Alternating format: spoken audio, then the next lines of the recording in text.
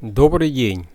Сегодня мы продолжим рассказ о конденсаторах и рассмотрим тему «Основные параметры конденсаторов». Это первое – номинальная электрическая емкость. Второе – допустимое отклонение действительной емкости от номинального значения. Третье – номинальное рабочее напряжение. Четвертое – ТКЕ. Температурный коэффициент емкости. Пятое. Частотные свойства конденсатора. И шестое. Электрическое сопротивление конденсатора.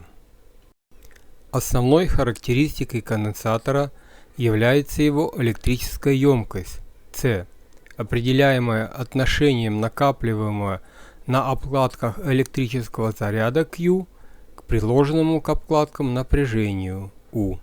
Выражается в фарадах.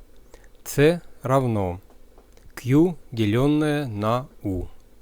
Фарада – физическая величина, названная в честь английского физика Майкла Фарадея. Она слишком велика для использования в электротехнике. На практике емкость измеряют в микрофарадах. 1 микрофарад равен 10 минус 6 фарады. Нанофарадах 1 нанофарада равна 10 минус 9 степени фарады, или пикофарадах. 1 пикофарада равна 10 минус 12 степени фарады. Емкости конденсаторов не могут принимать произвольные значения. Они унифицированы и выбираются из стандартных рядов емкостей.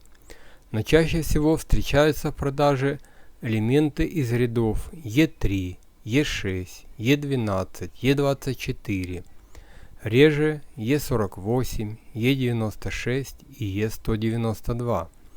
Это связано с тем, что конденсаторы с меньшим допуском изготовить сложно, и они получаются дороже. Такие конденсаторы применяются в измерительной и специальной аппаратуре.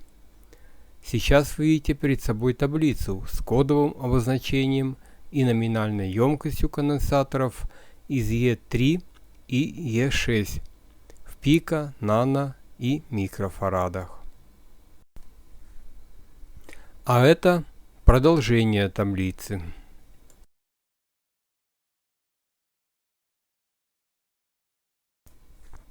Еще раз продолжение таблицы.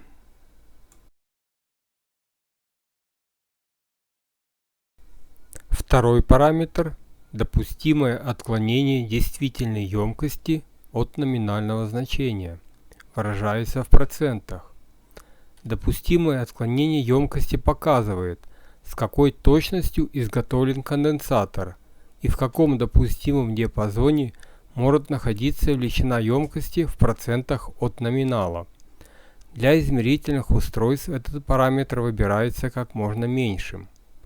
Если, например, у нас конденсатор 100 микрофарад плюс-минус 10%, то это значит, что его действительная емкость может быть в пределах от 90 до 110 микрофарад.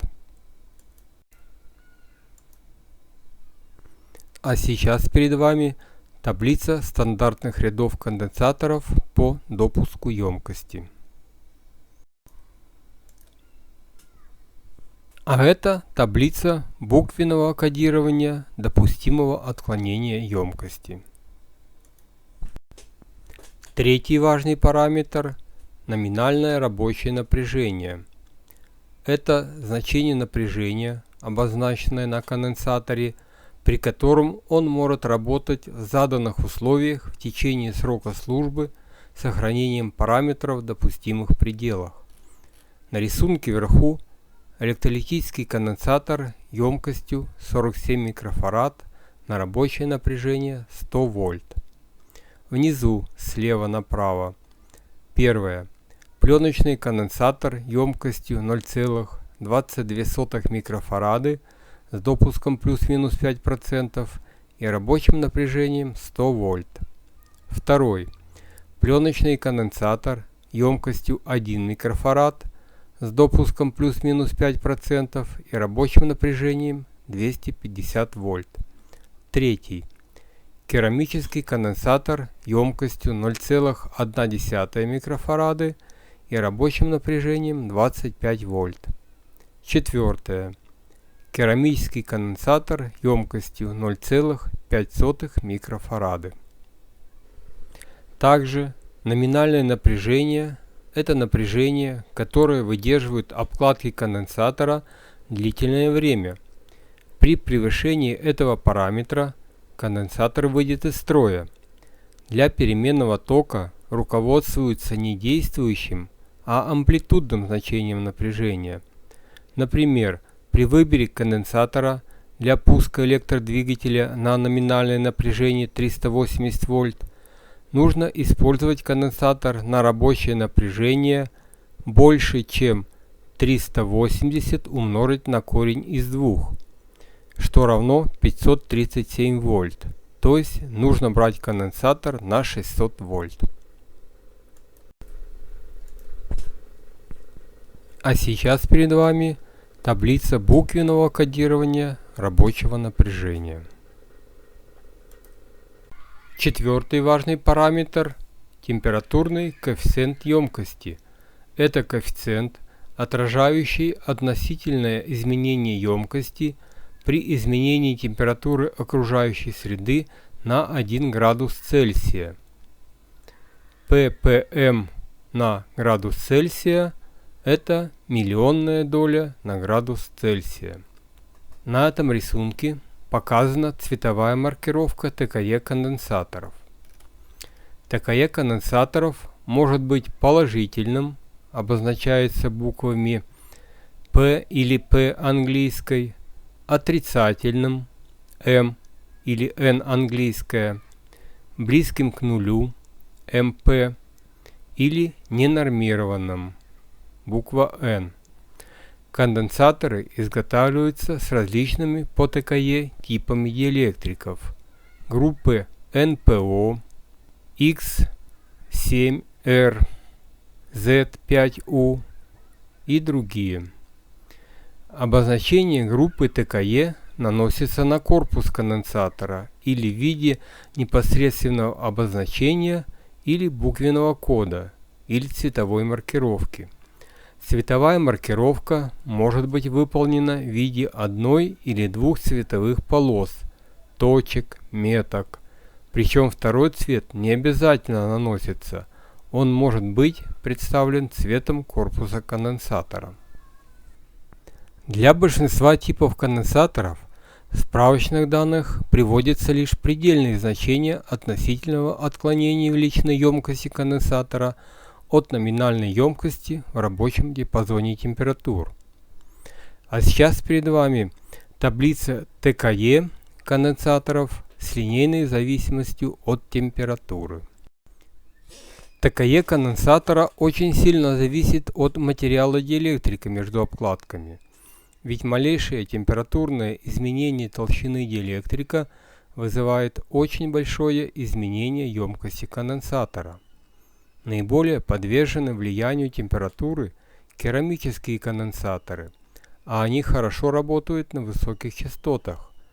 Поэтому в ЛЦ-контур ставит, например, катушку с положительным ТКИ, а конденсатор с отрицательным ТКЕ.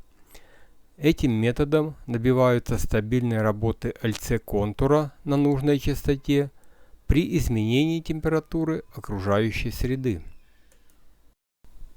Пятый важный параметр конденсаторов – это частотные свойства конденсатора, который зависит от частоты предложенного напряжения. При изменении частоты изменяется диэлектрическая проницаемость диэлектрика и степень влияния паразитных параметров, собственной емкости и сопротивления потерь. Частотные характеристики конденсаторов являются важными параметрами, которые необходимы для разработки схем. Понимание частотных характеристик конденсатора позволяет определить, например, какие шумы может подавлять конденсатор или какие флуктуации напряжения цепи питания он может контролировать. На этом рисунке представлена эквивалентная схема реального конденсатора, где С нулевое – собственная емкость конденсатора. РД – сопротивление изоляции конденсатора. РС – эквивалентное последовательное сопротивление, ЕСР. ЛИ – эквивалентная последовательная индуктивность. У керамических конденсаторов эффект собственной индуктивности гораздо меньше, поэтому их часто применяют в высокочастотных схемах. Кроме упомянутой собственной индуктивности, конденсаторы также обладают определенным паразитным током утечки.